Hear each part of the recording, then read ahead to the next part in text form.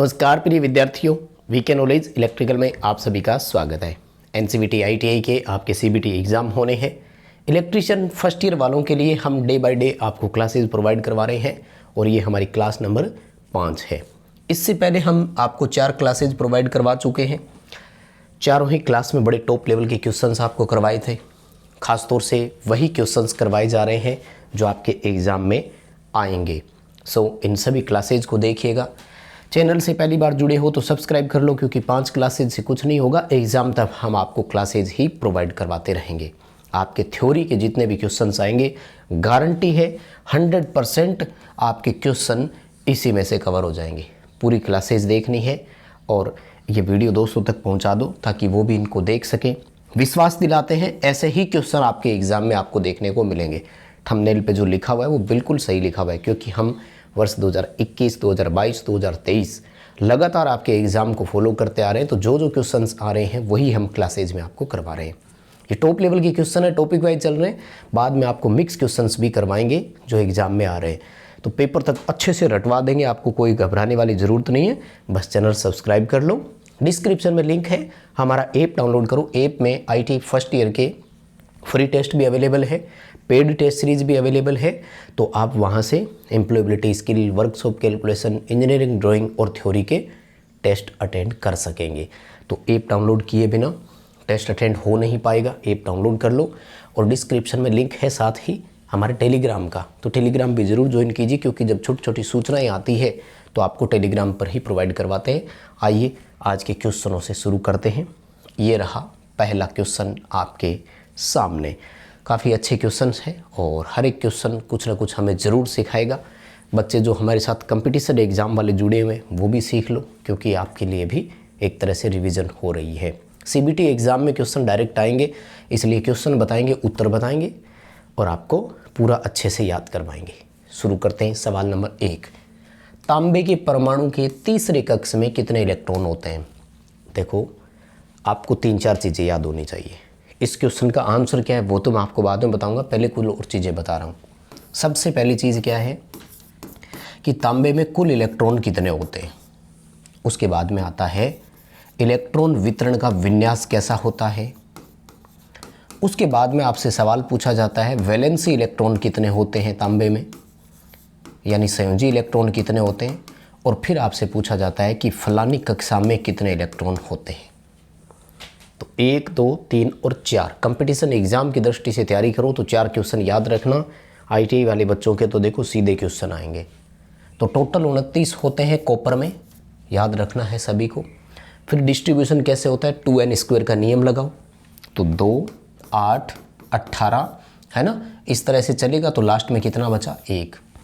My dear याद रखना, अंतिम कक्षा में जो इलेक्ट्रॉन्स होते हैं उन्हें संयोजी यानी वैलेंसी इलेक्ट्रॉन कहा जाता है। यहाँ पर देखो अंतिम कक्षा में 1 है, इसलिए संयोजी इलेक्ट्रॉन 1 हो जाएगा। और फिर देखो जिस कक्षा में पूछे उसका उत्तर दे दो। इस हिसाब से देखो, पहली, दूसरी और तीसरी। तो क्लास नंबर 3 में कितने बन रहे हैं, 18। तो आपका आंसर यहाँ पर क्या होगा, C, 18 इलेक्ट्रॉन। पहले क्वेश्चन का आंसर बताओ, समझ में आया क्या? अगर समझ में आ गया तो इस वीडियो को लाइक ज़रूर करेंगे। बिना लाइक की वीडियो को नहीं देखना है, बहुत ज़रूरी है आपका लाइक करना। और अपने दोस्तों तक इसे शेयर आप करेंगे, अपने व्हाट्सएप ग्रुप में डालिए, दोस्तों को बताइए कि देखो इस क्लास को पढ़ो और अच्छे नंबरों से पास की गारंटी है। आइए अगले सवाल पर। अर्धचालक पदार्थ इनमें से कौन सा है? सेमीकंडक्टर मटेरियल पूछ रहा है आपसे। सेमीकंडक्टर के जनरली 2 ऑप्शन मोस्टली आते हैं। मैं आपको वैसे तो सारे ही बताऊंगा, लेकिन पहले आंसर बता देता हूँ। तो एक ऑप्शन तो आता है सिलिकॉन का, ये भी बहुत है। और दूसरा आता है जर्मेनियम का। याद रखना, अगर हम ऑप्शन के हिसाब से बात करें तो ये 2 ऑप्शन सबसे ज़्यादा आते हैं सेमीकंडक्टर का सवाल जब भी आपसे पूछा जाता है। तो यहाँ पर भी देखो D ऑप्शन में आपको जर्मेनियम दिया हुआ है, ये रहा आपके सामने। जबकि यूरेका और मैग्नीन ये दोनों चालक धातु में रखे जाते हैं और एबोनाइट आपका अर्धचालक अचालक या कुचालक है। ठीक है ना, यानी इंग्लिश के हिसाब से अगर मैं आपको एक बार सारे और बताऊं तो यूरेका और मैंगनीन को हम रखते हैं कंडक्टर की श्रेणी में, एबोनाइट को रखते हैं इंसुलेटर की श्रेणी में कैटेगरी में, और जर्मेनियम या सिलिकॉन जो है वो हमारा अर्धचालक है। डी उत्तर आएगा। सभी बच्चों का सही चल रहा है, साथ में कोई प्रॉब्लम नहीं है। ठीक है, आगे बढ़ते हैं। क्वेश्चन नंबर देखो 3 क्या कह रहा है, आप ना नियॉन इंडिकेटर पोलरिटी टेस्टर है, एसी सप्लाई की आप पोलरिटी जांच कर रहे हैं नियॉन टेस्टर से, और वो कह रहा है कि एसी सप्लाई की जांच करेंगे तो आपको कैसे कंफर्म होगा कि ये एसी है। नियॉन टेस्टर लिया है आपने, 2 आपके पास तारे हैं, फेज न्यूट्रल का नहीं पता, यूँ मान लो वायर नंबर 1 वायर नंबर 2, तो वो कह रहा है कि आपको नियॉन टेस्टर से कैसे कंफर्म होगा कि ये कौन सी वायर है। तो बड़ी सुंदर और आसान सी पहचान है। एसी में आपके नियॉन टेस्टर से लगाएंगे तो दोनों इलेक्ट्रोड उसके ग्लो करते हैं।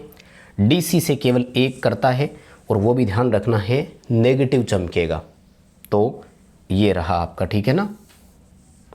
बी ऑप्शन में है no one electrode, sorry only one electrode will glow, केवल एक इलेक्ट्रोड ग्लो करेगा, तो वो भी आपका डीसी सप्लाई है और उसमें भी कौन सा टर्मिनल है, नेगेटिव है, ठीक है ना, नेगेटिव है, केवल एक वाला आपका चमकेगा, ठीक है।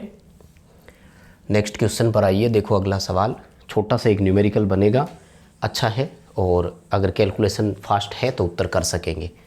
क्वेश्चन पूछ रहा है कि 500 वाट का एक लैंप है, 5 घंटे तक उसे ऑन करेंगे, इलेक्ट्रिकल एनर्जी कंजप्शन की गणना करो। देखो विद्युत ऊर्जा जो यूनिट में होती है ना, हम उसे टेक्निकली KWH बोलते हैं, यानी किलो वाट घंटे बोलते हैं। तो इसकी गणना करने के लिए फॉर्मूला होता है वाट इंटू घंटे बटे 1000, यानी वाट और घंटे को आपस में गुणा करके उसमें 1000 का भाग दे दो, उत्तर आ जाता है। देखो वाट हमें सीधा सीधा दिया है 500, घंटे दिया है 5, और उसमें 1000 का भाग देंगे तो आंसर आ रहा है आपका 2.5 यूनिट, ठीक है।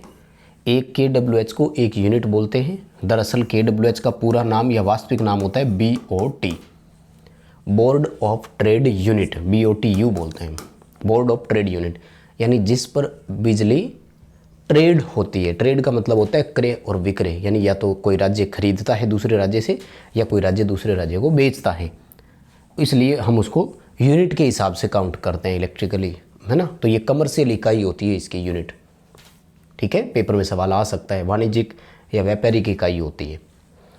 अगला सवाल देखो, 100 वाट 250 वोल्ट रेटिंग के एक लैंप का गर्म प्रतिरोध कितना होगा। ये बहुत अच्छा सवाल इसने पूछा है। वैसे मैं आपको 2 चीज़ें बता देता हूँ। लैंप के गर्म और ठंडे प्रतिरोध में बहुत डिफरेंस होता है। अगर रेटिंग देकर आपसे सीधा ये पूछे ना कि इसका प्रतिरोध कितना है, तब आपको गर्म प्रतिरोध ही बताना है, क्योंकि हम हमेशा जो भी वैल्यू लेते हैं वो एक्चुअल कंडीशन होती है। कैसे, ये जो 100 वाट इस पर लिखा गया है ये इसकी पावर कंजप्शन है, और ये पावर कंजप्शन कब करवाएगा, जब ये 250 वोल्ट की सप्लाई से जुड़ेगा तब। इसका मतलब वर्किंग कंडीशन की बात कर रहा है, तो वर्किंग में गर्म कंडीशन ही होती है। ठंडे और गर्म प्रतिरोध में 10 से 12 गुना का अंतर होता है, ध्यान रखना। एक लैंप के ठंडे और गर्म प्रतिरोध में कुछ जगह कंपटीशन एग्जाम में 10 गुना मान लेते हैं, कुछ जगह 12 गुना मान लेते हैं। हम हमेशा डायरेक्ट कैलकुलेशन जो करते हैं वो गर्म प्रतिरोध की होती है, और इसके लिए सीधा सा बस एक फॉर्मूला होता है। जिसको भी याद है वो कैलकुलेशन करके अपना आंसर कर लो, जिसको याद नहीं है वो फॉर्मूला याद कर लो, V²/P जो रेटिंग वाला दिया है। तो यहाँ पर हमें वोल्टेज की रेटिंग कितनी दी है, 250, तो 250 × 250/100।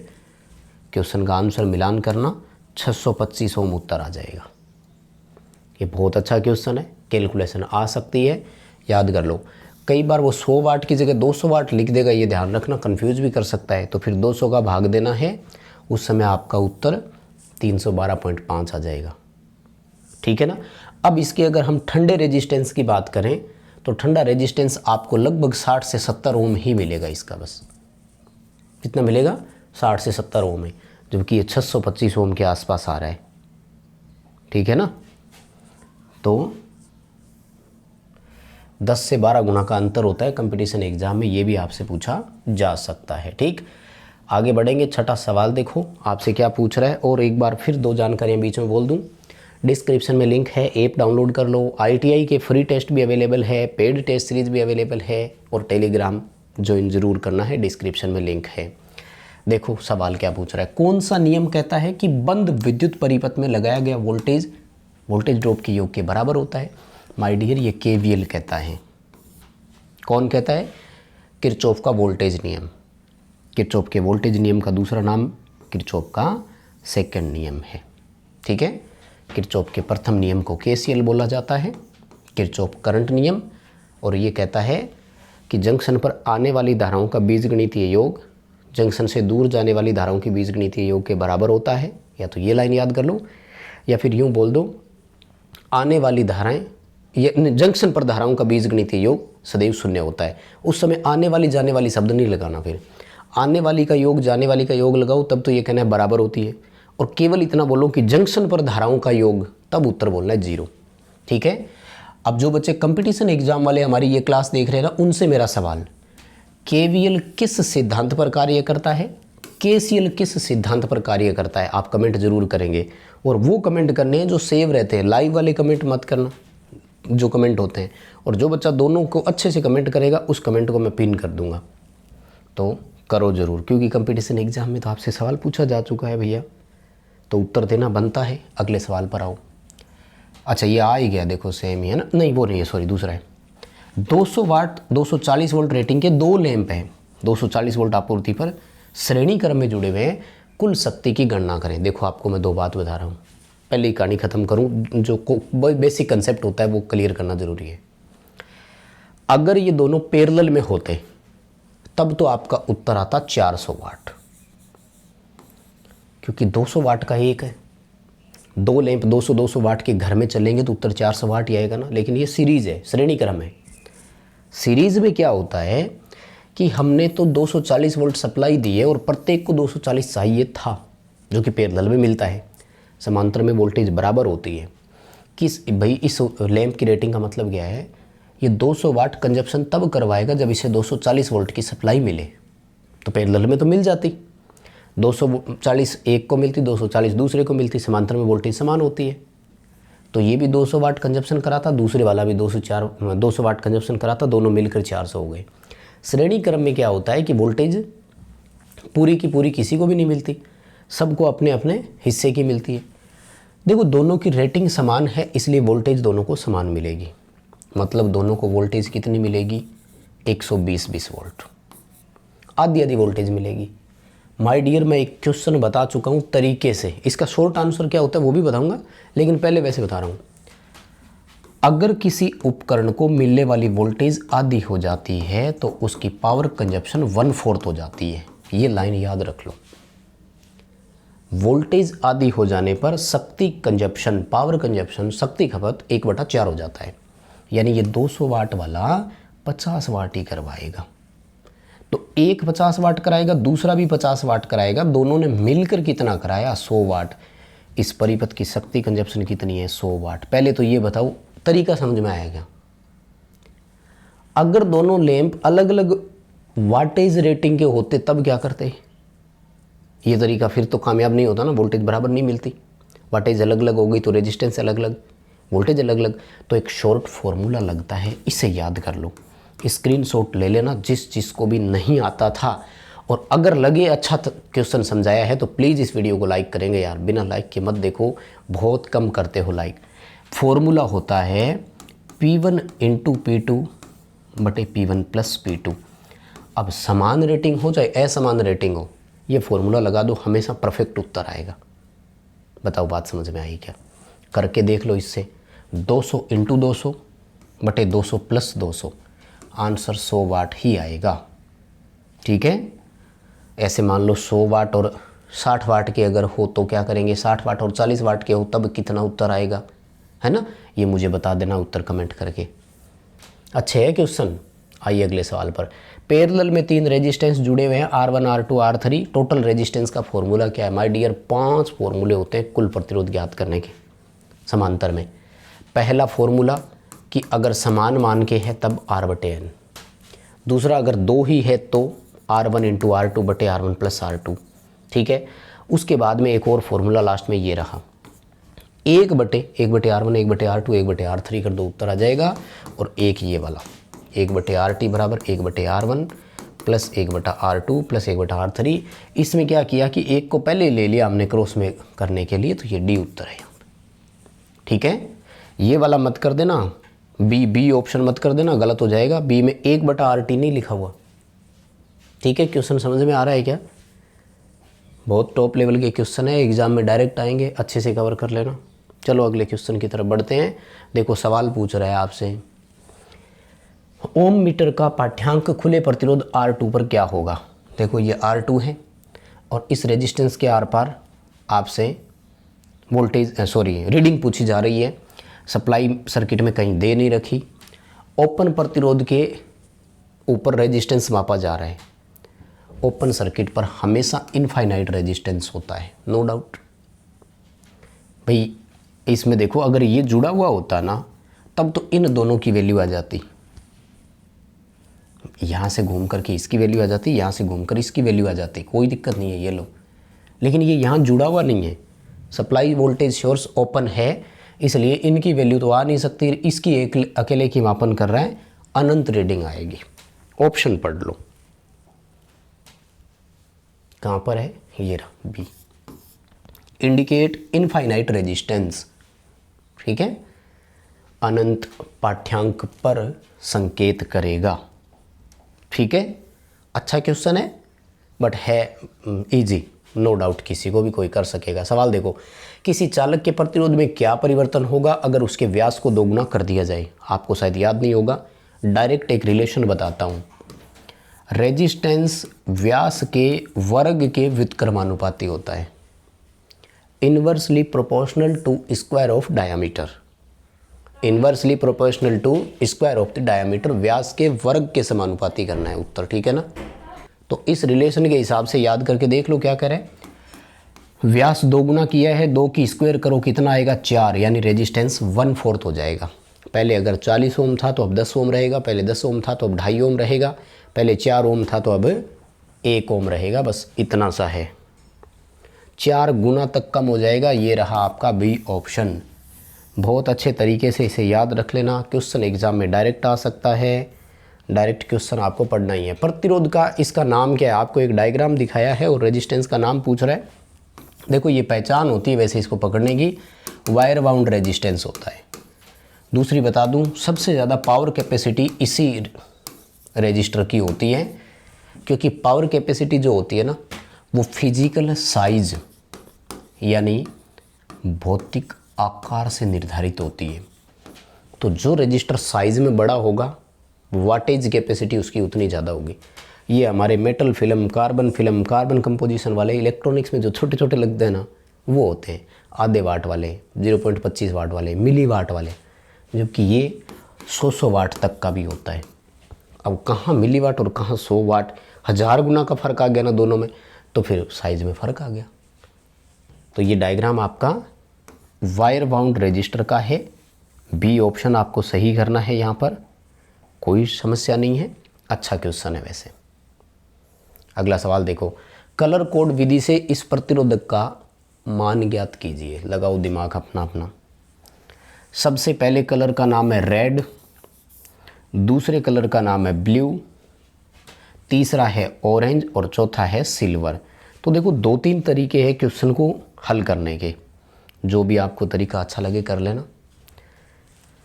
देखो सबसे पहले तो टॉलरेंस पकड़ लो। सिल्वर की टॉलरेंस कितनी होती है, GSN, सिल्वर की 10% होती है, राइट। तो 10% के ये 2 ऑप्शन ही है, इसका मतलब डी और ए की तरफ तो सोचना ही नहीं है। टॉलरेंस को कौन दर्शाता है, कौन सा बैंड दिखाता है, प्रतिरोधक का 4th बैंड, अंतिम बैंड। तो ये सिल्वर दिया हुआ है, सिल्वर यानी चांदी की 10% सहनशीलता होती है, इन दोनों में से आएगा।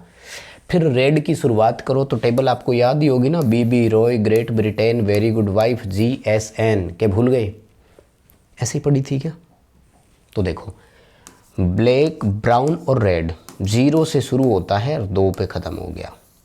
तो 2 से शुरुआत इन दोनों में किस ऑप्शन की हो रही है, बी ऑप्शन की शुरुआत हो रही है, देखो 2। तो फिर यही उत्तर बनेगा, आगे के आंकड़े आपको देखने ही नहीं है। भाई यहाँ तो 3 कर दिया ना इसने, रेड का तो 2 होता है, बी ऑप्शन हो जाएगा। ये लो, मतलब दोनों साइड से पकड़ कर लो, उत्तर आ जाएगा, है ना। अब 2 की शुरुआत इससे भी तो हो रही थी ना, लेकिन ये तो पहले ही कट कर दिया हमने, क्योंकि टॉलरेंस 5% दी है।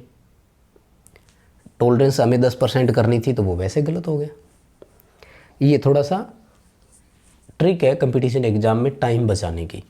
ITI एग्ज़ाम में तो सेम क्वेश्चन आएगा, तो याद रखो। और 26 × 103 नहीं है, 26 × 10⁻³ है, क्योंकि ऑरेंज जो है ना, BB रोय देखो ये रहा, 0 1 2 3 10⁻³ आती है, इसके मल्टीप्लाई करवाता है ये, इसकी वजह से किलो लगता है, यानी 26 किलो ओम इसका रेजिस्टेंस का मान आएगा। ठीक है, अच्छा क्वेश्चन है, कंपटीशन एग्जाम में कभी भी दे सकते हैं आप। वो सवाल पूछ रहा है ओम मीटर जो होता है ना, उसकी स्केल लीनियर क्यों नहीं होती, समरूप क्यों नहीं होती, अरैखिक क्यों होती है। तो ये ओम मीटर का पैमाना आपको दिखाए, इस साइड अनंत होता है, उस साइड 0 होता है। दरअसल प्रैक्टिकली मैं अगर बात करूँ ना, तो ओम मीटर और एम्पीयर मीटर में कोई अंतर है ही नहीं। वही एम्पीयर मीटर और वही ओम मीटर है, फ़र्क इतना सा है कि बाहर की हमने स्केल को कैलिब्रेट करवा दिया। कॉइल मीटर की है, मीटर में धारा चल रही है, डेफ्लेक्टिंग टॉर्क बन रहा है, पॉइंटर घूम रहा है, वही काम कर रहा है। बट फ़र्क इतना सा है कि यहाँ पर मैं धारा 0 एम्पियर, 1 एम्पियर, 2 एम्पियर, 5 एम्पियर लिखने की जगह क्या कर रहा हूँ, रेजिस्टेंस लिख रहा हूँ। और सिंपल सी बात है, रेजिस्टेंस जितना कम होगा धारा उतनी ज़्यादा होगी, तो पॉइंटर का डेफ्लेक्शन तो आगे की तरफ ही जाना है ना भाई। धारा जितनी ज़्यादा चल रही है, मतलब रेजिस्टेंस उतना ही कम, तो हमने स्केल को क्या किया, उल्टा लिख दिया। रेजिस्टेंस को हम घटते क्रम में लिख रहे हैं, 0 ओम, 1 ओम, 2 ओम, 3 ओम, धारा को उल्टा लिख रहे हैं। तो यही कारण है हमारा कि अगर धारा ज़्यादा है तो रेजिस्टेंस कम होगा। तो ये रहा बी उत्तर में, current is inversely proportional to the resistance. Current प्रतिरोध के व्युत्क्रमानुपाती होती है, इसलिए ज़्यादा धारा चलने का मतलब है प्रतिरोध कम है, तो रेखिक हमने उल्टा बना दिया। ठीक है, अच्छा था ना क्वेश्चन। वैसे सवाल देखो, व्हीटस्टोन ब्रिज दिया है, वैल्यू दे दी और सवाल पूछ रहा है। तो व्हीटस्टोन ब्रिज की ना एक शॉर्ट ट्रिक बताता हूँ, कभी गलत नहीं होगा सवाल। बच्चे कंफ्यूज रहते हैं कि पता नहीं कौन सा फॉर्मूला होगा। मैं एक बार लिख कर दे देता हूँ आपको, PQS और R, इसने यूँ लिखा है। तो एक तो ये ध्यान रखना कि डायग्राम में PQRS कहाँ लिखे हुए हैं। आपको PQRS से कोई मतलब नहीं है, आपको 2 चीज़ों से मतलब है कि आप या तो इन दोनों का अनुपात कर दो ऐसे, जैसे P/Q बराबर कर दो S/R। अब कोई ये मत बोल देना कि P/Q बराबर R/S होता है ना, नहीं, वो यहाँ क्या लिखा हुआ है उस पर डिपेंड करता है। अगर R और S बदल जाते ना, तो फिर हम S और R ही बदल देते। यहाँ पे क्या लिखा हुआ है वो मैटर करता है हमारे लिए, ठीक है ना। और दूसरा ऑप्शन क्या है गुरुजी, तो दूसरा ऑप्शन है ये वाला, इन दोनों भुजाओं को रखना है, यानी P/S कर दो और बराबर कर दो Q/R, तो ये भी सही उत्तर आएगा। इन दोनों फॉर्मूले से इस क्वेश्चन का आंसर करके देखो, उत्तर एकदम बराबर आएगा। आपको ये ध्यान रखना है कि उन्होंने यहाँ लिख कर क्या दिया है, हमें हमारे हिसाब से चलना है। ऊपर जो लिख दिया बस उसकी वैल्यू यहाँ लिख दो। करना क्या है कि या तो इन दोनों का अनुपात करो, और इन दोनों का नहीं करो तो इन दोनों का करो, फिर देखो कि लिखा कहाँ पर क्या है। तो दोनों से मैं आपको उत्तर करके बताता हूँ। देखो ये रहा उत्तर, वैल्यू कहाँ तक दिख रही है, इसमें दिख रही है। देखो P बता रहा है वो 500, Q बता रहा है 300, S बता रहा है 15 और R का मान पूछ रहा है। तो एक ऑप्शन तो ये 5/3, 2 0 से 2 0 पहले ही काट दो, बराबर 15/R। तो करके देखो भैया कैलकुलेशन कितनी आएगी, 9 ओम रेजिस्टेंस आ रहा है, एक तरीका। अब दूसरा वाला बताता हूँ, दोनों से 9 ओम आएगा, घबराने की ज़रूरत नहीं है। ये देखो, इधर से 500/15 और इधर से 300/R, करके देख लो। करके देख लो, उत्तर भी रहा, 2 जीरो से 2 जीरो कट जाएगी, सेम वही बात अब पहुंच गई आपकी, है ना। आर के साथ 5 को मल्टीप्लाई करोगे, आर के साथ 5 को मल्टीप्लाई कर रहे थे, 15 और 3 को आपस में मल्टीप्लाई करना है, 15 और 3 को आपस में मल्टीप्लाई कर रहे हो। ये ध्यान रखना है कि पी क्यू आर एस क्या है। हाँ, ये गड़बड़ तब हो जाती है जब यहाँ पी, यहाँ क्यू, यहाँ आर और यहाँ एस लिख देता। तो ये डायग्राम पर आपको ध्यान रखना है और करना कुछ नहीं है, बस इतना सा ही था। तो इसका उत्तर आपका बी आ जाएगा, 9 ओम। इसने 9 वाट के जैसा लिख दिया, घबराना मत, कोई बात नहीं। समांतर परिपथ में प्रतिरोध R2 का मान बताओ। देखो भैया, थोड़ा सा डायग्राम देख लो, फिर 2-3 तरीके से उत्तर हल कर लेना। 24 वोल्ट सप्लाई दे दी, 3 ओम का रेजिस्टेंस दे दिया, 8 ओम का रेजिस्टेंस दे दिया, 15 एम्पियर की करंट दे दी।